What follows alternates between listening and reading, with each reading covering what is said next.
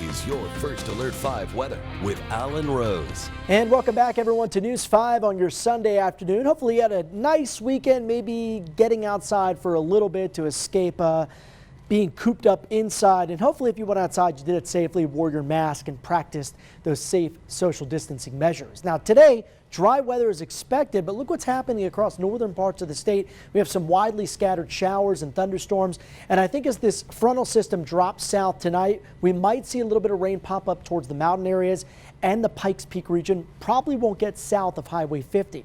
Now, in spite of the cloud cover, temperatures were much warmer today as advertised, and even warm enough to break an all-time record outside in Alamosa. 77, the previous record was 76, last set back in 2012. And in this area in southern and southwestern parts of the state, we are still under red flag warnings until 7 o'clock tonight.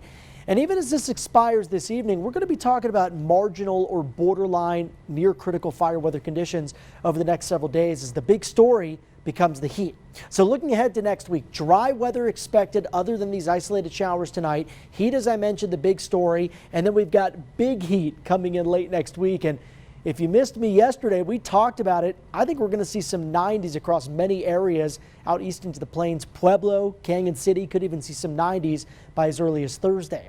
In the Springs right now, looks pretty cloudy out there, even a little bit stormy, but no rain falling. 70 degrees outside, much warmer than that down south. 80 in Canyon City and Pueblo. We have 80 outside for La Junta, 78 in Eads, 75 to the south in Walsenburg. And yeah, you compare these numbers to where we were sitting about 24 hours ago.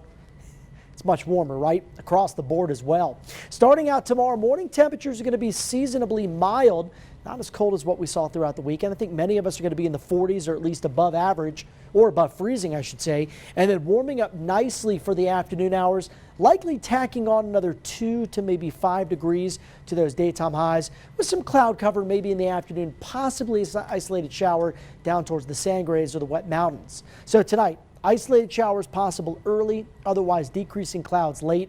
Overnight and morning temperatures down to the 40s. Lots of sunshine tomorrow early with partly cloudy and warm conditions. 70s for highs in the afternoon. Now we do have another disturbance Monday night, Tuesday morning, so the real heat doesn't build in until late this week when we get this monster ridge that comes out of the southwest. Thursday into Friday could be near record-setting temperatures. Certainly the hottest air that we've seen so far in 2020. Then by the weekend, I think we start to cool things back down and increase back into the forecast those afternoon and evening showers. So you can see not too hot over the next couple of days out here, but we will see 70s for tonight. Overnight lows, as I mentioned, not quite as cold, down to the low 40s in the Springs, mid 40s in Pueblo and Canyon City. Even places like Monument and Woodland Park staying above the freezing mark tonight. Highs tomorrow in the 70s and 80s in most areas. Mountain towns, higher elevations tomorrow in the 60s. So fairly pleasant but warm Monday, Tuesday, Wednesday. And then there comes that real boost of heat Thursday and Friday with 80s in the forecast in the Springs.